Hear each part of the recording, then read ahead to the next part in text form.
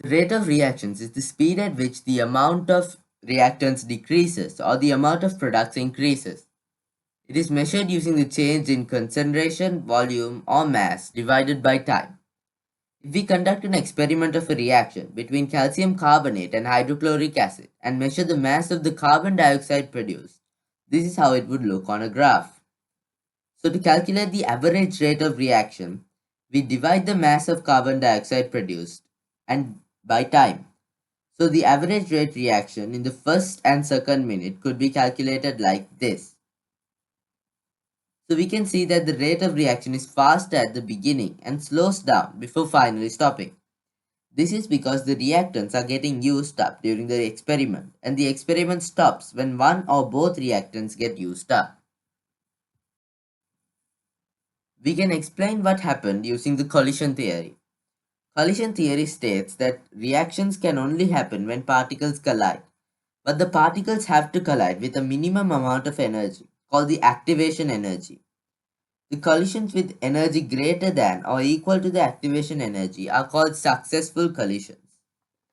So, in the before mentioned experiment, the acid particles have to collide with the particles of the marble chips. As the acid particles are used up, the collision rate decreases and the reaction slows down.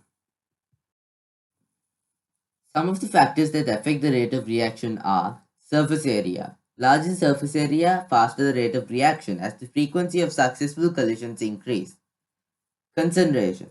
Higher the concentration, higher the number of particles in a fixed volume, faster the rate of reaction, as there are more successful collisions every second. Temperature. Higher the temperature, faster the speed of the particles, faster the rate of reaction. Another reason for increased rate of reaction due to the temperature is the particles get more energy, so the number of particles with enough energy to overcome the activation energy increases. Pressure. Higher the pressure, closer the particles are, faster the rate of reaction, as they will collide more frequently. Catalysts are substances that speed up chemical reactions but aren't used in the process.